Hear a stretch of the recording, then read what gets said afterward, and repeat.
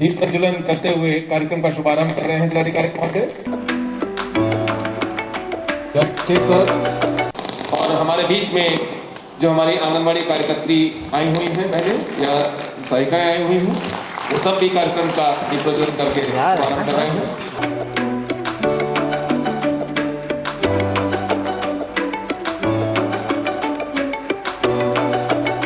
ICDS विभाग जो है, आप जानते हैं कि पोषण और स्वास्थ्य इसके कोऑर्डिनेशन से पूरा विभाग बनता है। ये हमारे जो बीएचएनडी सत्र होते हैं, पहले उनकी गुणवत्ता मैं खुद जाया करता था तो उनकी गुणवत्ता काफ़ी ख़राब थी, लेकिन जिलाधिकारी महोदय के प्रयासों के बाद से मैं आपको बताना चाहूँगा कि हमारे ज़िले में काफ़ी सेंटर पर वेइंग मशीन नहीं थी, लेकिन सर ने वीएचएससी फंड से 202 केंद्र जो कि हमारे अधिकारी द्वारा गोद लिए गए हैं, उनके लिए वेइंग मशीन भी स्वीकृत करा दी है।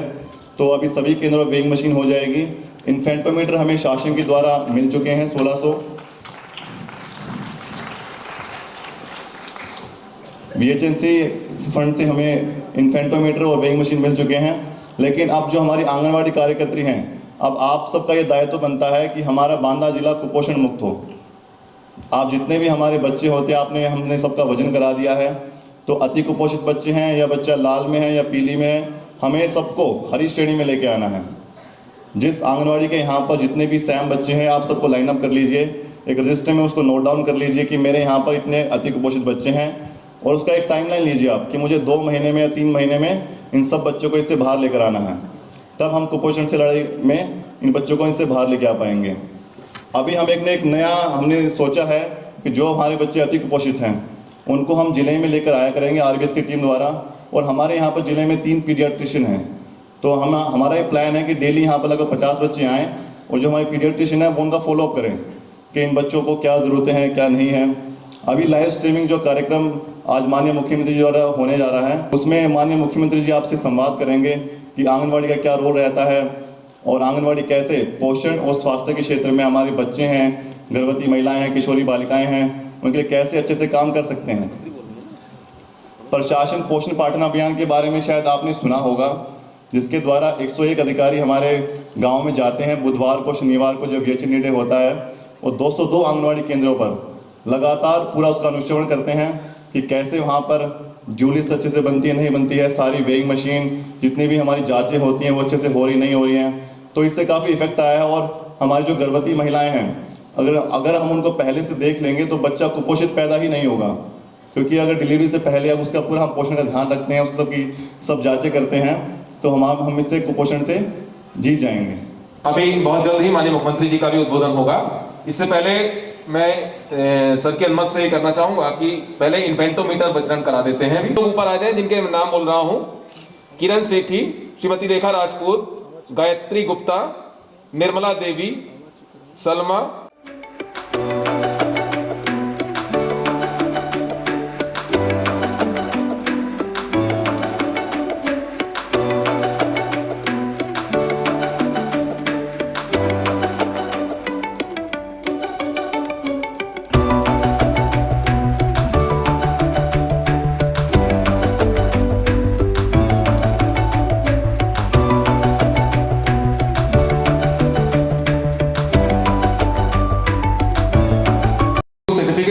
बटने हैं, मैं इनके नाम बोल रहा हूं: श्रीमती सरोज शुक्ला,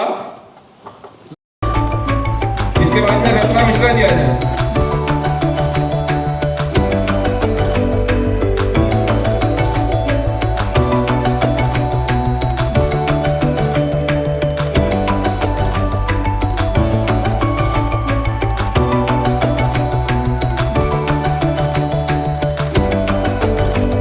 कार्यकर्तियों जिन्होंने अच्छा काम किया उनको सर्टिफिकेट दिया गया है और 1600 लोगों को इन्फेंटोमीटर दिया गया है।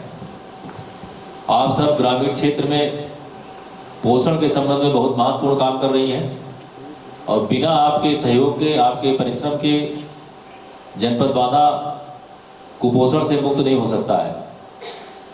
तो आप सभी से मैं जिलाधिकारी होने के नाते अपील करता हूं, गुजारिश करता हूं कि आप जो हमारे कुपोषित बच्चे हैं उनको अपना बच्चा समझते हुए उनको कुपोषण से मुक्त कराएं, क्योंकि वो भी, जिससे वो समाज में वो भी स्वस्थ होकर के आगे पढ़ लिख करके अपना जीवन बना सके और अपने को सशक्त कर सके।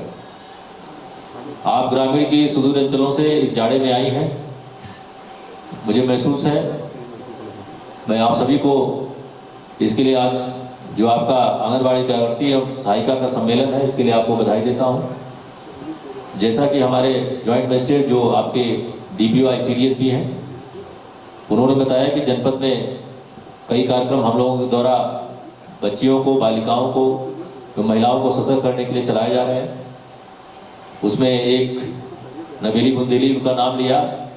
नबेली बुंदेली का श्री गणेश माननीय पूर्व प्रधानमंत्री अटल बिहारी वाजपेयी के जन्मदिवस 25 दिसंबर को शुरू हुआ है।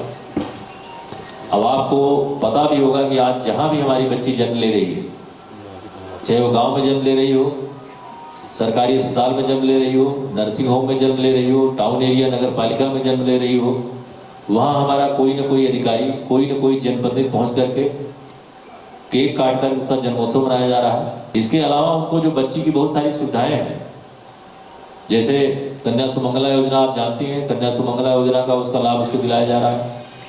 डाक विभाग की सुकन्या समृद्धि योजना है। श्रम विभाग की 2 योजनाएं, इसमें 25,000 रुपये और 50,000 रुपये दिए जाते हैं बच्ची को।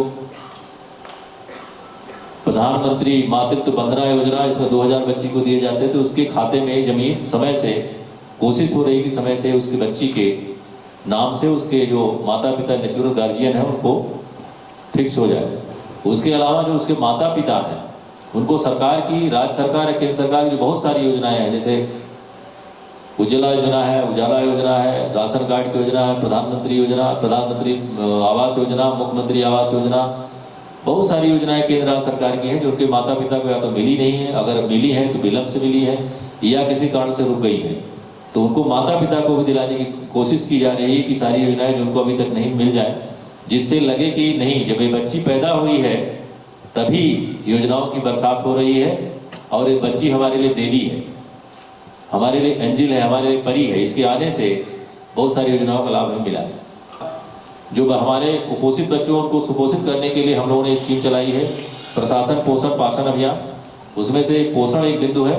मैंने और हमारे 101 अधिकारियों ने कुल मिलाकर 101 अधिकारियों द्वारा 202 गांव और 202 स्कूल और 202 आंगनबाड़ी केंद्र गोद लिए गए हैं। आप सभी परिचित हैं। हमारे जिला स्तरीय अधिकारी, तहसील स्तरीय अधिकारी और ब्लॉक स्तरीय गाँव में जा रहे हैं। अब आपके साथ बैठ करके विभिन्न सुविधाएं जो आपके द्वारा दी जाती हैं उनको दिलवाते हैं। कहीं कोई खामी रहती है, कहीं आपको सहयोग नहीं मिलता किसी विभाग से, तो उसको करा रहे हैं। मेरी आपसे अपेक्षा गुजारिश है कि अच्छा मौका है, प्लेटफॉर्म अच्छा है, हम सब आपके साथ हैं। अब कोशिश करिए कि बाधा हमारा कुपोषण मुक्त हो। इन्हीं शब्दों के साथ, चूंकि आप ठंडक में आई हैं और आपका ये सम्मेलन है, मैं सम्मेलन की आपको बधाई देता हूं और आपसे उम्मीद करता हूं, गुजारिश करता हूं कि आप मादा को पोषण बनाइए। कुपोषण मुक्त करने में आपकी अहम भूमिका है, आप उसको निभाएंगे, मेरा पूरा विश्वास है। जय हिंद, जय भारत। बहुत बहुत धन्यवाद सर। निश्चित रूप से आपके निर्देशों का अक्षरशः पालन सुनिश्चित होगा। अब माननीय मुख्यमंत्री जी का भी कार्यक्रम शुरू हो चुका है, इसलिए आंगनबाड़ी, आशा वर्कर और ये को मिलाकर के राजस्व के कर्मियों के साथ, पंचायती राज विभाग के कर्मियों के साथ जोड़ करके और एक व्यवस्था बनाई थी कि लोग प्रवासी कामगार और श्रमिक जो घर घर आ रहे हैं इनकी स्क्रीनिंग करेंगे और आवश्यकता पड़ने पर इनको टीकाकरण से जोड़ने का कार्य भी करेंगे। उस समय हम लोगों ने देखा कि इस कार्यक्रम को आगे बढ़ाने में हमें पहली लहर को समय के पहले आने से ही रोकने में मदद मिली। लेकिन जब कोरोना की पहली लहर पर सफलतापूर्वक नियंत्रण करने और 40 लाख प्रवासी कामगार और श्रमिकों को प्रदेश के अंदर सुरक्षित माहौल देने में हमें सफलता तो मिली, उसकी सर्वोच्च प्रशंसा भी, लेकिन दूसरी लहर आने पर हमारे सामने उतनी बड़ी चुनौती भी आई थी। और केवल हमारे सामने नहीं थी, तो पूरी दुनिया के सामने थी। लेकिन उत्तर प्रदेश ज्यादा टारगेट हुआ था क्योंकि सबसे बड़ी आबादी का प्रदेश है। तो लोग ये मानते थे कि उत्तर प्रदेश पूरी तरह फेल हो जाएगा। और तब मैंने फिर इन निगरानी समितियों को ही सक्रिय किया था और मैंने कहा था निगरानी समिति जिसमें आंगनबाड़ी, आशा, ANM, ये सभी मिलकर के ग्रामीण क्षेत्र में ग्राम प्रधान के नेतृत्व में, शहरी क्षेत्र में पार्षद के नेतृत्व में ये लोग डोर टू डोर जाएंगे, स्क्रीनिंग का कार्य करेंगे, हर संदिग्ध व्यक्ति को मेडिसिन किट उपलब्ध करवाएंगे और मेडिसिन किट उपलब्ध करवाने के बाद फिर इनके द्वारा वहां पर मेडिसिन किट के बाद अगर कोई संदिग्ध व्यक्ति मिलता है तो संदिग्ध व्यक्ति को वहीं पर मेडिसिन दे करके अगले 24 घंटे के अंदर उनकी टेस्टिंग करने का कार्य भी करेंगे। लक्षण होंगे तो हॉस्पिटल में, लक्षण नहीं होंगे तो घर में सुरक्षित माहौल में उसे देना और निरंतर उसकी समीक्षा करना। उत्तर प्रदेश ने कोविड प्रबंधन में जैसे हमारे देश ने पूरी दुनिया में सबसे अच्छी सफलता प्राप्त की प्रधानमंत्री मोदी जी के नेतृत्व में, तो उत्तर प्रदेश में अपने सभी हेल्थ वर्कर्स, चिकित्सक, कोरोना वॉरियर्स और जितने भी फ्रंट लाइनर थे जिन्होंने पहली पंक्ति पे जाकर के इस सदी की सबसे बड़ी महामारी में देश के अंदर सबसे अच्छा कोरोना प्रबंधन का उन्होंने प्रस्तुत किया, ऐसे आंगनबाड़ी, आशा और एएनएम का मैं प्रदेश शासन की ओर से, प्रदेश की जनता की ओर से हृदय से अभिनंदन भी करता हूं। आज का कार्यक्रम हम सबके लिए इसलिए महत्वपूर्ण है, मैं आज जब यहां बोलता हूं मेरे लिए इसलिए महत्वपूर्ण है कि अमेरिका की ही तर्ज पर सबसे बड़ी आबादी का कोई राज्य है तो राज्य है उत्तर प्रदेश। उत्तर प्रदेश ने कोरोना प्रबंधन कैसे सबसे अच्छा किया है इस पर शोध किया जाना चाहिए, अध्ययन इसका किया जाना चाहिए। मैं ये बताना चाहता हूँ कि वजन मशीन, इन्फेंटोमीटर, स्टेडियोमीटर, इसके क्या क्या काम होते हैं और आंगनबाड़ी कार्यकर्ती का क्या आंगनबाड़ी केंद्र में दायित्व होता है।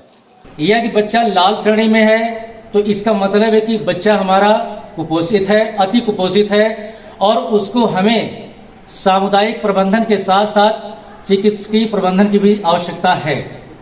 ये आंगनबाड़ी कार्यकर्ती का दायित्व है कि वो पहले बच्चे को किस तरीके से सही करवाती थी, गार्जियन के पास जाके उसको बताती थी कि आपका बच्चा पीली श्रेणी में है तो हम ऐसा इस तरह का खान पान रखेंगे और लाल श्रेणी का है तो हम उसे डॉक्टर्स या एएनएम के माध्यम से उसके स्वास्थ्य में सुधार करेंगे। हमारे बीच में हमारे जनपद के यशस्वी विधायक माननीय श्री प्रकाश द्विवेदी जी भी आ गए। मैं चाहूंगा एक बार जोरदार तालियों से माननीय विधायक जी का स्वागत करिए। माननीय विधायक जी का स्वागत करने का करें।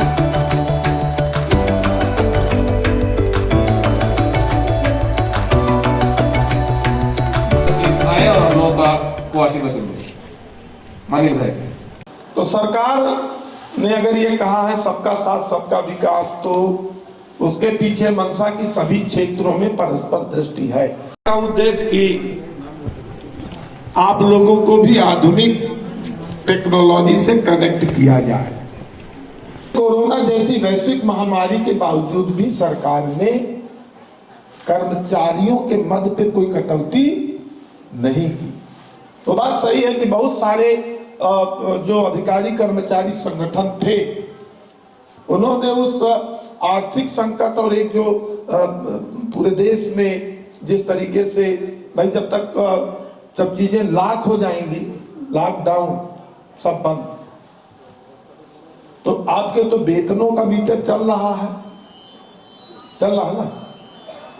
अब वेतन का मीटर चल रहा है तो सरकार के पास जब आएगा तब न जाएगा।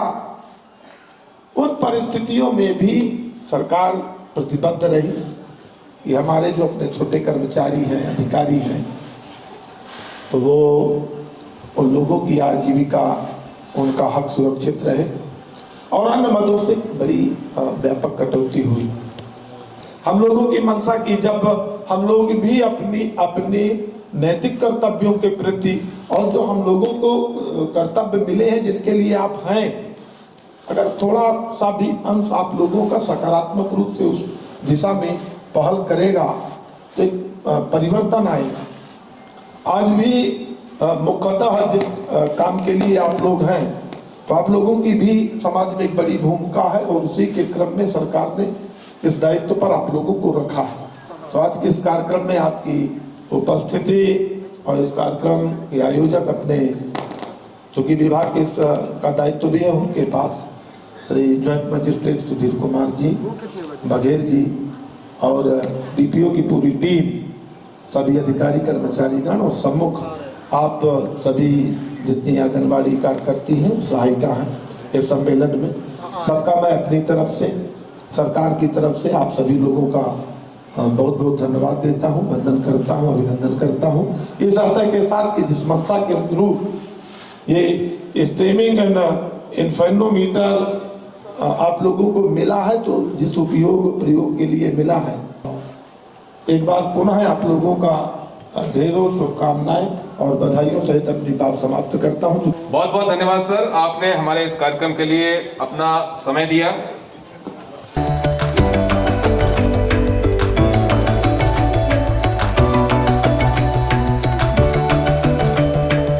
हमारे बीच में जॉइंट साहब जिनके कुशल मार्गदर्शन में हम लोग काम कर रहे हैं, हम उनको भी धन्यवाद दे रहे थे, और डीएफटीओ साहब जिन्होंने कुशल संचालन किया और मार्गदर्शन भी दिया हमें समय समय पर, मैं उनको भी इस कार्यक्रम का धन्यवाद देता हूं और आंगनबाड़ी कार्यकर्ती को भी धन्यवाद देता हूं।